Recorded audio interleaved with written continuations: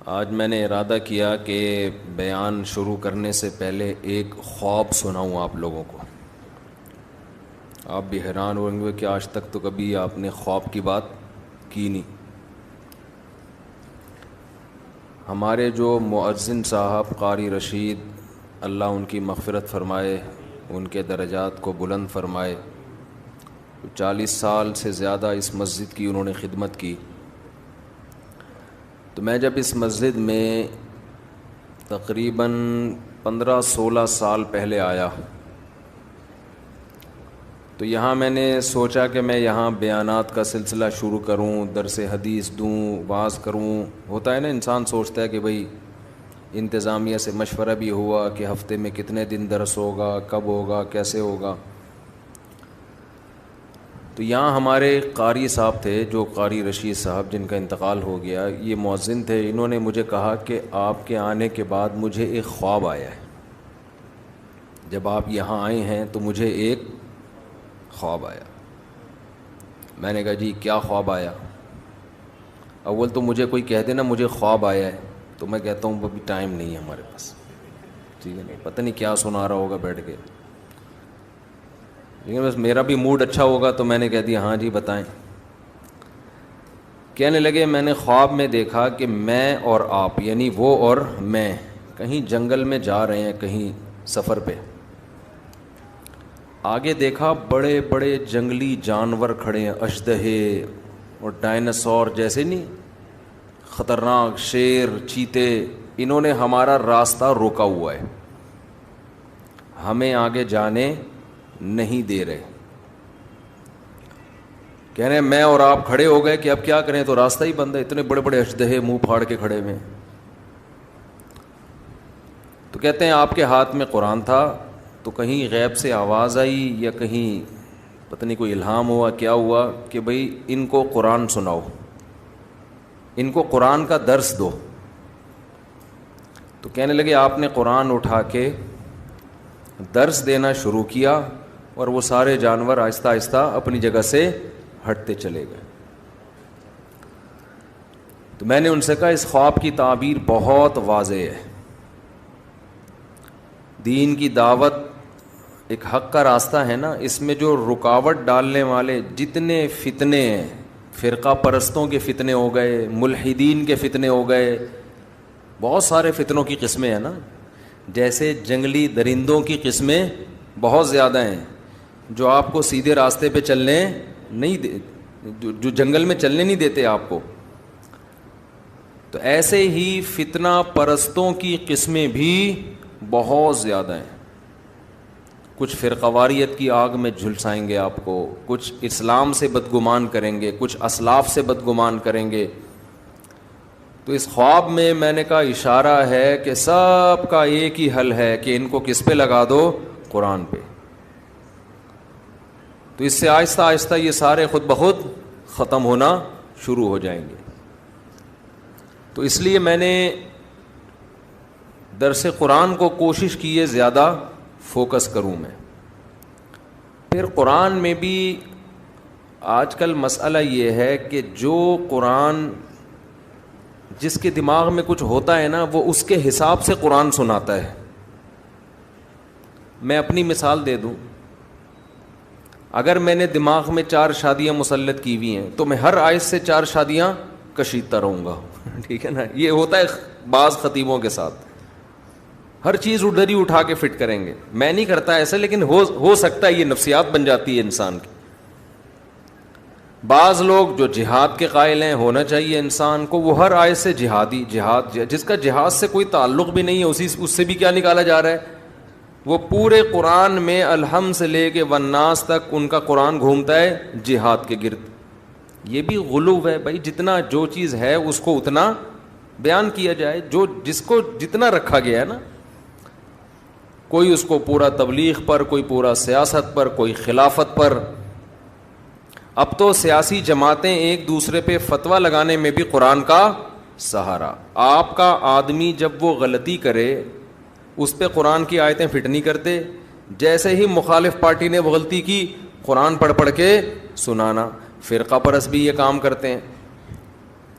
آپ کی مخالف رائے پہ کوئی عالم چلا گیا تو فوراً یہودیوں کے علماء والی جو آیتیں ہیں وہ اپنے مخالفین علماء پہ فٹ کرنا شروع کر دیں کہ یہود و نصارہ کے مولوی یہی کرتے تھے، آج یہ مولوی بھی. تو ہر آدمی کوشش کرتا ہے اپنی جو ایک جس کو کہتے ہیں نا فرسٹریشن، جو ایک ٹھڑک ہوتی ہے، وہ ٹھڑک کس طریقے سے پوری کر رہا ہوتا ہے. لیبل کس کا لگ رہا ہوتا ہے؟ قرآن کا. تو میں نے یہ ارادہ کیا تھا. اچھا، ڈاکٹر اسرار احمد رحمہ اللہ تعالیٰ کی ایک اچھی بات یہ لگی کہ ان کے درس میں یہ عنصر کم نظر آیا.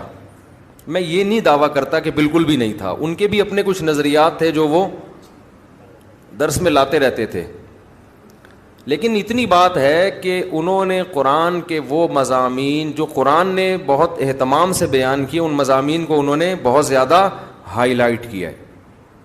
تو بہرحال میں نے یہ اور بھی علماء ہیں، لیکن ہمارے علماء کا مسئلہ یہ ہے کہ وہ میڈیا پہ نہیں ہیں.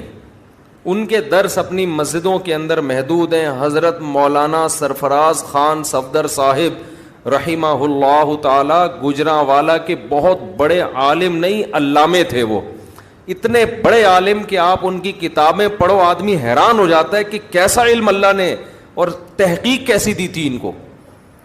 جب میں نے ان کی کتابیں پڑھی نا تو میں نے کہا بھائی یہ ایک صفحہ لکھنے میں کم سے کم 1.5 سے 2 مہینہ لگا ہوگا، جو ریسرچ ان کی ایک پیج پر ہوتی ہے. جبکہ مکتبہ شاملہ بھی نہیں تھا، گوگل بھی نہیں تھی. ان کے بارے میں تھا کہ جب وہ تحقیق کرتے نا ان کو پتہ چلتا کہ یہ حوالہ مجھے ملے گا ترکی کے فلاں کتب خانے میں فلاں کتاب میں ہے، یہ یہاں سے کسی کو بھیجا، چل بھائی ترکی جا، فلاں کتاب نکال تلاش کر، اس کے فلاں صفحے میں دیکھ کے مجھے بتا کہ ہے یا نہیں ہے. سمجھتے ہو؟ تو ایسے ان کی تحقیقی کتابیں ہیں، لیکن ہماری عوام ان کو جانتی بھی نہیں ہے. کیوں؟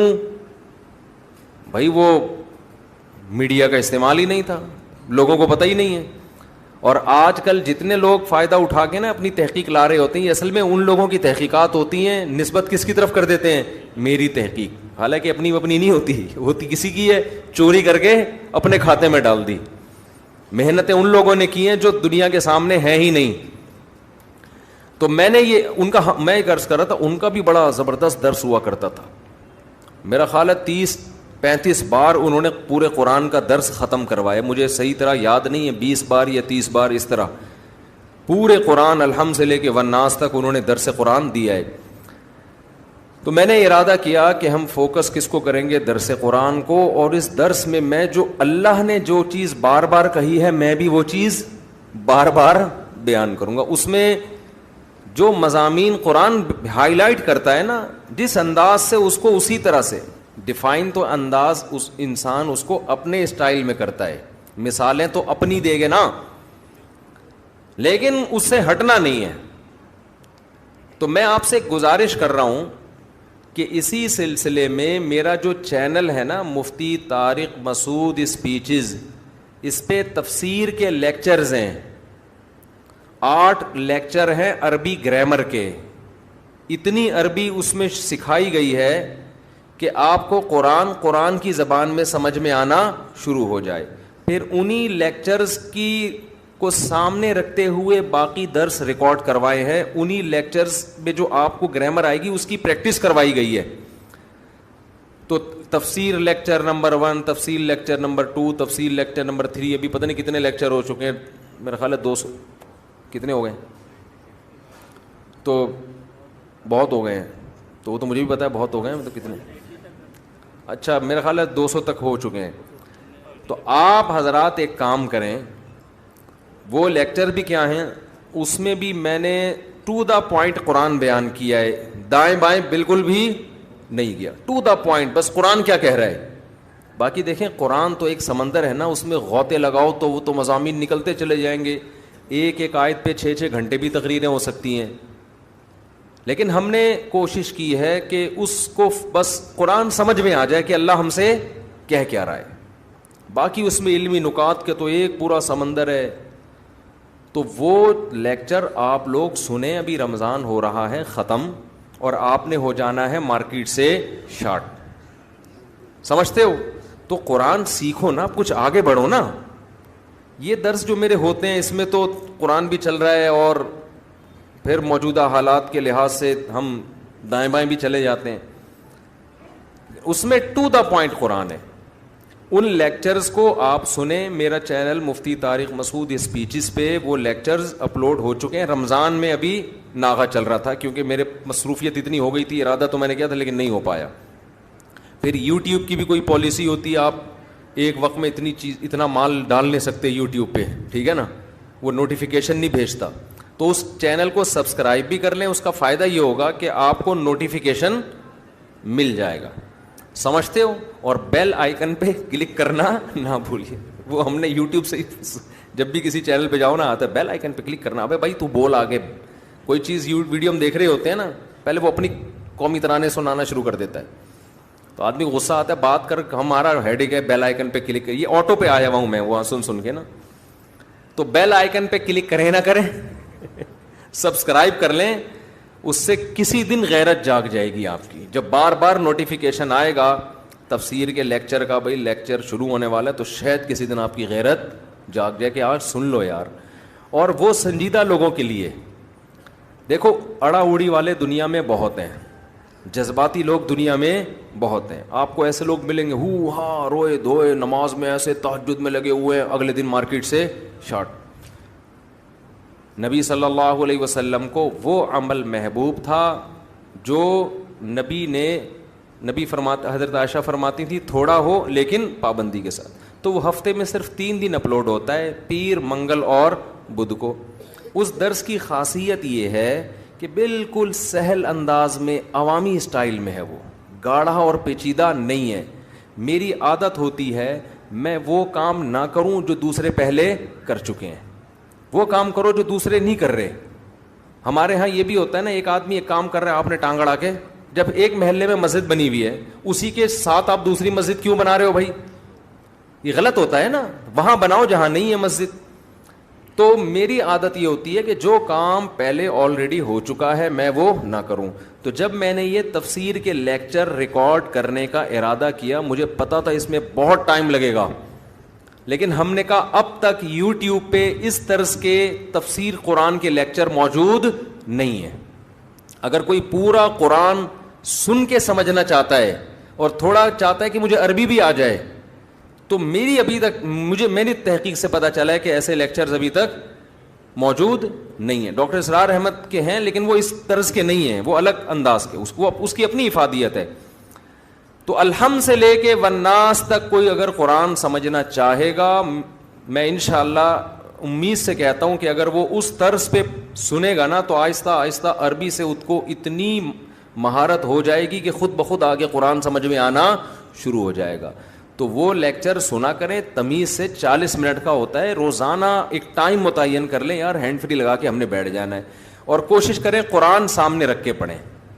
سمجھتے ہو, ایک پین بھی رکھ لیں, اس پہ چھوٹے چھوٹے نوٹس بھی لکھتے رہیں, اور قرآن 15 لائنوں والا ہو یا 17 لائنوں والی, جو قرآن ہو وہ پھر ہمیشہ وہی رہے.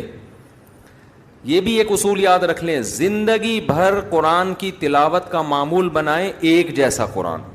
اس کا بڑے فائدے ہیں, کیا ہیں یہ بات لمبی ہو جائے گی.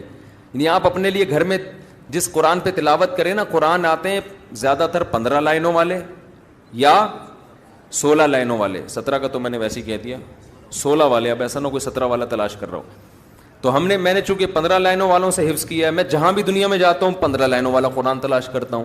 اس سے کیا ہوتا ہے, لاشعور میں آپ کے یہ بیٹھ جاتا ہے یہ والی آیت یہاں ہے, ٹھیک ہے نا, اس کا یہ مفہوم ہے.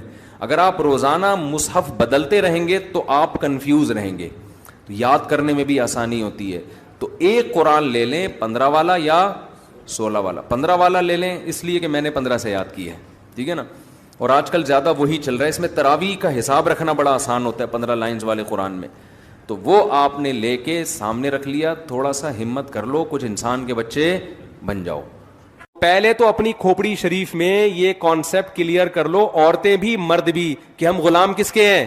اور خواتین سے میں ہاتھ جوڑ کے ایک بات کہتا ہوں, زور سے میں نہیں کہہ نہیں سکتا, یہ جو میاں ٹائپ کی چیزیں اللہ نے آپ کو دی ہیں نا, میاں ٹائپ کی, آج ہمارا جو لبرل سوسائٹی ہے نا, وہ عورت کو مرد سے آزاد کرنے میں لگا ہوا ہے. وہ کہتی یہ کہ کیوں میاں کے حقوق کیوں ہیں؟ اگر عورت مرد کی ماتحتی سے آزاد ہو گئی نا, اس کا حشر وہ ہوگا جو وہاں کی بڈھی عورتوں کا ہے. میں بار بار ایک جملہ آج کل ریپیٹ کر رہا ہوں, گوری عورتیں شادی نہیں کرتی کہ شوہر کی ٹینشن پالنی پڑے گی, حالانکہ وہاں شوہر کے وہ حقوق نہیں ہیں جو اسلام میں ہیں. وہاں تو کوئی حقوق ہی نہیں ہے نا, وہ کہیں گے جو مرضی کرنا ہے. اور شوہر پہ بھی وہ حقوق عورت کے نہیں ہیں جو اسلام نے دیے. اسلام نے تو پوری پابندی شوہر پہ ڈال دی نا کہ گیس بجلی کا بل کون دے گا بھائی, شوہر دے گا. اور عورت کو یہ کہا کہ تم اس کی اطاعت کرنا ہے تم نے. تو گورا نہیں سکھاتا عورت کو کہ تم نے شوہر کی اطاعت کرنی ہے. گورا یہ سکھاتا ہے کہ عورت کو کہ دیکھو سب آزاد ہیں, ویمن رائٹس ہیں, کسی عورت نے شوہر کی اطاعت نہیں, اپنی مرضی سے کرنی ہے کرو, کوئی آرڈر نہیں چلے گا. آئی بات سامنے؟ جب گھر سے نکلنا ہے تو شوہر سے پوچھنے کی ٹینشن کی ضرورت, بولو نا, نہیں. شوہر کو یہ کہا کہ تمہارے ذمے اس کو کھلانا پلانا نہیں ہے, تم ساری زندگی ایک کپ چائے کی پیالی بھی نہیں پلاؤ تو کوئی ٹینشن کی بات نہیں ہے. تم اپنے باپ کو نہ پلاؤ تو ٹینشن نہیں ہے, تو بیوی کیا ہے بھائی؟ ایسے لوگ بھی وہاں بہت کثیر تعداد میں ہیں جو ہیومن رائٹس ویمن رائٹس کی تنظیمیں کے لیڈر ہیں. اپنے باپ کو پوری زندگی کبھی ایک کپ چائے کی پیالی بھی انہوں نے اپنے خرچے پہ نہیں پلایا. آپ کو ہول سیل کے حساب سے ملیں گے وہاں پہ, بہت ہیں. نہیں آ رہی میرا خیال ہے بات؟ تو وہ بیوی کو کہاں کھلائے گا؟ ابا کو نہیں پوچھ رہا, اور بیوی کے ابا کو پھر تو الگ سی بات ہے. ہم چونکہ اسلام کو فالو کرتے ہیں, اسلام نے کیا بتایا کہ عورت کس کی اطاعت کرے گی؟ خواتین خاص طور پہ سن لیں معذرت کے ساتھ, شوہر کی اطاعت عورت پر, آپ لوگ کے حقوق کی بات کر رہا ہوں, منہ سے بول لیں, اور خواتین سے معذرت کے ساتھ اللہ کو اگر ماننا ہے. دیکھو اللہ کو نہیں ماننا تو پھر تو جو مرضی کریں, یہ مکھنچو اللہ نے آپ کے متھے لگا دیا ہے, اس کو نچوڑ لیں آپ جتنا نچوڑ سکتی ہیں, مانیں اس کی ایک بھی نہیں. لیکن اسلام کو اگر آپ مانتی ہو, اللہ کو اگر آپ مانتی ہو, تو اللہ کیا کہتا ہے؟ وَلِلرِّجَالِ عَلَيْهِنَّ دَرَجَةٌ, ہم نے مرد کو عورت پر ایک درجہ, بولو نا, زیادہ دی. گھر میں سربراہ کس کو اللہ نے بنایا؟ یہ وہ چیزیں جو ہماری سوسائٹی سے نکلتی جا رہی ہیں. گھر میں سربراہ معذرت کے ساتھ کس مکھنچو کو بنایا؟ شوہر کو. تو سربراہ کا مطلب کیا ہے؟ اس کی ماننی ہے یا نہیں ماننی ہے؟ اس کی اطاعت کرنی ہے, جائز باتوں میں, ناجائز باتوں میں یا اس اپنی استطاعت سے زیادہ باتوں میں نہیں. بعض لوگ بہت زیادہ بوجھ ڈال دیتے ہیں, وہ نہیں. جائز چیزوں میں گھر سے نکلتے ہوئے میاں سے پوچھنا ہے میں جا سکتی ہوں. گھر میں شوہر کی مرضی کے بغیر کوئی نہیں آ سکتا. شوہر اگر پسند نہیں کرتا کہ آپ فلاں سے بات کیا کرو, تو پھر عورت پر لازم ہے کہ وہ فلاں سے بات, بولو نا, نہیں. ہاں صلہ رحمی, قطع رحمی نہیں. ماں سے بات پر پابندی لگائے, یہ رائٹ اللہ نے میاں کو نہیں دیا. بہن سے بات پر پابندی لگا دیں, اگر اتنی کہ بار بار نہ کرو. بعض دفعہ فساد ہو رہا ہوتا ہے نا, بہنیں بھڑکا رہی ہوتی, میاں یہ کیسز بہت آ رہے ہوتے ہیں میرے پاس. شوہر کہہ رہا ہو تو بھی بہن سے, شوہروں کو تو ہم یہی مشورہ دیں, خام خواہ کی ٹینشن دینے کی ضرورت نہیں ہے, پابندیاں نہیں لگاؤ بلا وجہ کی. تم چنگیز خان کی اولاد میں ہو, تم کیا کر رہے ہو بیٹھ کے؟ شکر کرو بہن سے باتیں کر رہی ہے تو. لیکن لا کی بات کر رہا ہوں, قانون کی بات کر رہا ہوں. جو جائز پابندیاں, جس کا شوہر سمجھ رہا ہے کہ میرے گھر میں نقصان ہو رہا ہے, تو شوہر بیوی کو ماتحت کر سکتا ہے, پابندی, بولو نا, لگا سکتا. اب اگر جو عورت اللہ اس کے رسول کو مانے گی, وہ مانے گی میرا خدا اللہ ہے, تو وہ اپنے شوہر کی اطاعت کرے گی, شوہر کے لیے نہیں. کس کو خوش کرنے کے لیے؟ اللہ کو. کیونکہ نبی نے فرمایا وہ عورت جنت میں نہیں جا سکتی جس کا شوہر اس سے ناراض ہو. کسی معقول بات پہ, نامعقول کی بات نہیں کر رہے ہم. بعض میاں آڑے ترشے ہوتے ہیں, وہ فضول قسم کے. اور میرے بھائی, خواتین کو دو چار باتیں کر کے, ایک دو باتیں پھر اور کروں گا, کائنڈلی تھوڑا سا اور برداشت کر لیں مجھے. بچوں کے بارے میں ماں رائے دے گی اپنے میاں کو, یہاں پڑھانا ہے, یہاں نہیں پڑھانا, یہ بنانا ہے, وہ بننا ہے, فلاں جگہ شادی کرنی نہیں کرنی, رائے ضرور دے گی, اس کو پورا پورا حق ہے. اور شوہر کو چاہیے اپنی بیوی کے جذبات کا اس معاملے میں خیال کرے, لیکن آخری فیصلہ کس کا ہوگا؟ شوہر. وہ جو ڈن کر دے گا تو پھر عورت کو اس کی مخالفت کی اجازت نہیں ہے. اگر وہ کرے گی تو شریعت کی اصطلاح میں ناشزہ کہلائے گی. ناشزہ, نشوز کہتے ہیں شوہر کی نافرمانی. آئی بات سمجھ میں کہ نہیں آئی ہے؟ اچھا, تیسری بات, اولاد روک نہیں سکتے دونوں ایک دوسرے کی مرضی کے بغیر. شوہر کو اولاد چاہیے, بیوی یہ نہیں کہہ سکتی کہ مجھے نہیں چاہیے. بیوی کو اولاد چاہیے تو شوہر یہ نہیں کہہ سکتا کہ مجھے نہیں چاہیے. اسلامی قانون یہی ہے, چاہے تیسرا ہو, چوتھا ہو, پانچواں ہو, آٹھواں ہو, چھٹا ہو, دسواں ہو, نسل دونوں کی پرمیشن کے بغیر کوئی بھی, بولو نا, اتنی انٹرفیئرنس ہو رہی ہے نا ہر معاملے میں. بیوی کے بجائے اماں کی چل رہی ہے گھروں میں, بیوی کی اماں کی. سمجھ میں آ رہی ہے بات؟ بچے کون سے اسکولوں میں پڑھیں گے؟ اکثر میں ایک واقعہ بتاتا ہوں, شوہر کی آمدن سے زیادہ اس پہ بوجھ ڈالا گیا جاتا ہے اسکولوں کا. ہمارے ایک دوست تھے, وہ ان کی وائف نے کہا کہ بچے ہمارے فلاں انگلش اسکول میں پڑھیں گے, اس کی فیس ٹھیک ٹھاک تھی نا. وہ کہہ رہا ہے یار میں نہیں اتنی افورڈ کر سکتا, اور کر بھی سکتا ہوں تو میں باقی چیزوں میں بہت پیچھے رہ جاؤں گا. تو دونوں کا کیس میرے سامنے آیا. میں نے کہا کہ دیکھو شوہر کی اطاعت آپ پر کیا ہے؟ واجب ہے. آپ کی سمجھ میں بات آئے نہ آئے, آخری فیصلہ کس کا ہوگا؟ میاں کا. ہم اس کو کہیں گے یار اچھے اسکول میں پڑھاؤ, وہ کہہ رہے نہیں پڑھا سکتا میں, میری تنخواہ اتنی, اگرچہ افورڈ کر سکتا ہوں لیکن باقی چیزوں میں پھر پان گٹکے کا تو رہوں گا ہی نا. بالکل, کوئی تھوڑا سا تو پان گٹکے کا بھی خرچہ نکال کے رکھنا ہے نا, تھوڑا سا بچانا بھی ہے. اور بھی غم ہے زمانے میں یار, درمیانے درجے کے اسکول میں پڑھا لو, اللہ تو اسی میں بنا دے گا. میں نے اس کی خاتون کو کہا, میں نے کہا دیکھیں یہ اب آخری رائے کس کی چلے گی؟ شوہر کی. اللہ نے سربراہ کس کو بنایا ہے؟ شوہر کو. اب آپ مانیں اس کی بات. اس نہیں جی, پھڈا ہی نہیں ختم ہو کے دے رہا. پھر میاں کا فون آیا کہ بیگم کہہ رہی ہے میرے بھی تو بچے ہیں, جتنے تمہارے ہیں اتنے ہی کت کے ہیں, میرے بھی ہیں. پھر ساس کا فون آیا, ساس کا فون آیا, وہ انٹرفیئر کر رہی ہیں, سسر صاحب انٹرفیئر کر رہے ہیں کہ بچے بڑے اسکول میں پڑھیں گے, ہماری بھی تو اولاد ہے. جب انہوں نے مجھے کہا نا کہ میری ساس اور سسر نے کہا ہماری بھی اولاد ہے, میں نے کہا مسئلہ حل ہو گیا. مسئلہ کیا ہو گیا؟ بہترین. اب تو کوئی مزے اڑاؤ. کہہ رہے کیوں بھائی, میرے پاس تو اس کا جواب ہی نہیں ہے. وہ کہہ رہے ہیں ہماری بھی تو اولاد ہے. میں نے کہا بہترین ہو گیا. ان سے کہیں چونکہ آدھی آپ کی ہے, آدھی میری ہے, آدھی فیس آپ دیں گے, آدھی فیس میں دوں گا. میں نے کہا یہ تو زبردست بات ہے یار, واقعی ان کی بھی تو اولاد ہے. ویسے ان کی اولاد ہے, پیسے خرچ کرنے میں ان کی اولاد, فری پھوکٹ کے مشورے تو دیتے رہو نا. سوئٹزرلینڈ کا مشورہ دے دیا تھا نا غریب آدمی کو اس کی بیوی نے کہ میں سوچ رہی ہوں سوئٹزرلینڈ چلتے ہیں. اس نے کہا کوئی خرچہ نہیں ہے, سوچنے پہ کوئی خرچہ نہیں ہوتا. تو اس سے گھروں میں بڑے فسادات ہو رہے ہیں. ہماری عورتوں کو پتہ ہی نہیں ہوتا کہ بھائی, نہ بچوں کو پتا ہوتا ہے کہ کس کی ماننی ہے. بچوں کو بھی اسلام نے پابند کیا ہے کہ جب باپ اور ماں کی رائے میں اختلاف ہوگا آرڈر میں, تو سربراہ کون ہے؟ باپ ہے. ماں کا حق اخلاق میں 3 گنا زیادہ ہے, لیکن اطاعت کس کی جائے گی؟ ابا کی. یہ ہماری خواتین کو ماننا پڑے گا. نہیں مانے تو ٹھیک ہے, جیسے زندگی گزار رہی ہیں گزارتی رہے, میں تو پیغام دے کے چلا جاؤں گا. پکڑنے والا کون ہے آخرت میں؟ وہ اللہ جانے, آپ جانے, ہمیں کیا اسے. اور مرد کو اللہ نے بھی چند باتوں کا پابند کیا ہے. گورے وہ پابندیاں مردوں پہ نہیں لگاتے. مرد کو کس بات کا پابند کیا ہے وہ بھی نمبر وار بتا دوں جلدی جلدی.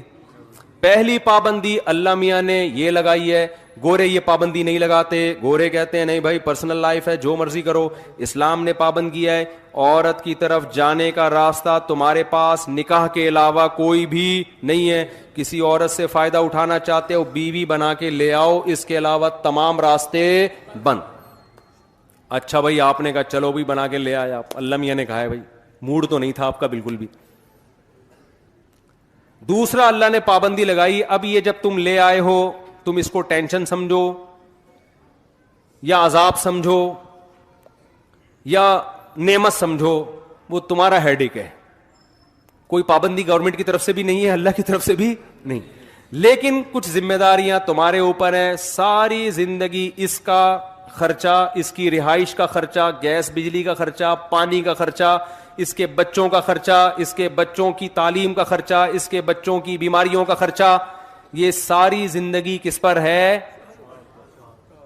گورا یہ حقوق عورت کو بولو نا نہیں دیتا. یہ والے رائٹ عورت کو نہیں دیتا. کہتے ہیں ایکچولی اپنی اپنی زندگی, ایکچولی وہ چائے خود بنا کے پی لے, وہ چائے خود بنا کے پی لے, وہ ایکچولی کر کے بیڑائی غرق کر دیا.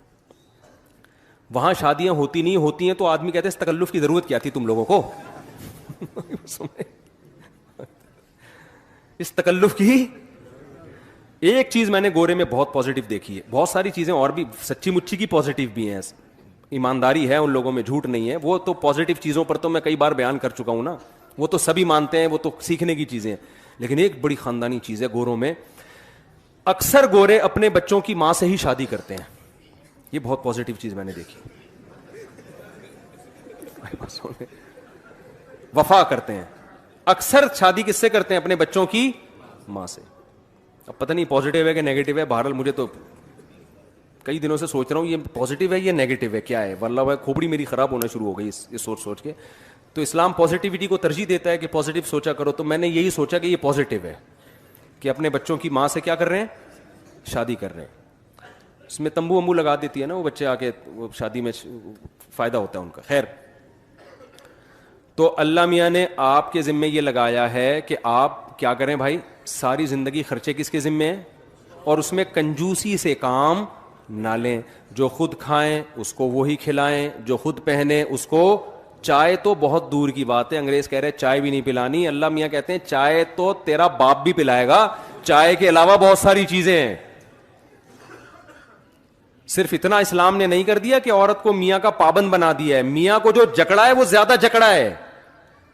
سمجھ میں آ رہی ہے بات؟ اس کو زیادہ مشکل میں ڈالا ہے. دوسری بات, جو خود کھانا ہے وہ اس کو کھلانا ہے, جو خود پہننا ہے وہ اس کو, یعنی جس اسٹینڈرڈ کا. اور پھر حسن اخلاق سکھائے اسلام. اس کے ساتھ لونڈیوں اور باندیوں جیسا سلوک مت کرو, لائف پارٹنر جیسا سلوک کرو. تمیز سے بات کرو, ایسے نہیں جیسے نوکروں سے بات کی جاتی ہے. دوستوں کے ساتھ گٹر کے ڈھکن پہ بیٹھا ہوا ہنس رہا ہے سارا رات, ہا ہا ہو, گھر میں آتا ہے ایسے جیسے ہلاکو خان نے بغداد پہ حملہ کر دیا ہے. یہ نظر آ رہا ہے. یہ سب وہ باتیں جو ہم مشاہدہ کر رہے ہیں. ہمارے ایک استاذ ہیں بڑے زبردست, وہ کہتے ہیں جس عالم کو سوسائٹی کا نہیں پتا نا, لوگوں میں اٹھ رہا بیٹھ رہا نہیں ہے, وہ گائیڈ نہیں کر سکتا لوگوں کو. تو یہ چیزیں ہم دیکھ رہے ہیں سوسائٹی میں. ادھر بیٹھے ہوں گے گٹر کے ڈھکن پہ نا, کراچی میں تو بہت نظر آ رہا, یہ گھر جائے گا تو ایسے جیسے پتہ نہیں جانتا ہی نہیں ہے, جائے گا اپنے کمرے میں جا کے سو جائے گا. عورت کو عزت چاہیے بھائی شوہر سے. وہ چاہتی ہے جیسے مجھے میرے باپ کے گھر میں عزت ملی ہے, وہ عزت کہاں ملے. اور یاد رکھو, باپ کے گھر میں جتنی عزت ملی ہے شوہر کے گھر میں اس سے زیادہ ملنی چاہیے. رخصتی کا کانسیپٹ ہی اسلام میں یہ ہے کہ اب اس کی نیچرل لائف شروع ہوئی ہے. اب آپ بتاؤ, پہلے زیادہ عزت مل رہی تھی, اب پٹ رہی ہے وہاں جا کے, گالیاں تانے سننے کو مل رہے ہیں, تو اس کا مطلب یہ تو غلط ہو گیا نا. پھر شادی تو خوشی کے لیے کی تھی, خوشی کے بجائے یہ کیا ہو رہا ہے, غم. اب آپ مجھے بتاؤ, آج کل شادیوں کے بعد مسائل کم ہوتے ہیں یا بڑھ جاتے ہیں؟ بڑھ رہے ہیں. بڑھنے کا مطلب یہ کہ یہ اس نہج پہ ہو نہیں رہی جس طرح اسلام نے کہا ہے. جوائنٹ فیملیوں میں تو, گاؤں دیہاتوں میں تو بہت ہی اوٹ پٹانگ حرکتیں ہو رہی ہیں. دیور بھی اس پہ مسلط ہوا ہے, وہ الگ آرڈر چلا رہا ہے, وہ الگ بدتمیزی سے بات کر رہا ہے. کوئی نو عمر کنواری لڑکیاں کی شادی ہو کے چلی جائے نا, ایسے جیسے وہ پتہ نہیں کوئی ماسی رکھ لی ہے گھر میں آپ نے. صرف ایک حدیث میں اکثر جگہ لوگوں کو سناتا ہوں کیونکہ یہ حدیث موٹیویشن کے لیے کافی ہے. ہمارے نبی صلی اللہ علیہ وسلم برتن میں پانی اس جگہ منہ لگا کے پیتے تھے جہاں حضرت عائشہ نے جس جگہ منہ لگا کے پانی پیا تھا. کوئی باندیوں کے ساتھ, لونڈیوں کے ساتھ, غلاموں کے کو یہ رسپیکٹ دیتا ہے کوئی؟ تو یہ آج دینداروں میں بھی یہ کیا چل رہی ہے, ابے تبے سے بات, تمیز نہیں ہے, کتوں کی طرح بھونک رہی ہے. یہ الفاظ معذرت مجھے نہیں اچھا لگ رہا ہے یہ لفظ بولنا, لیکن سسٹم یہی چل رہا ہے مارکیٹ میں.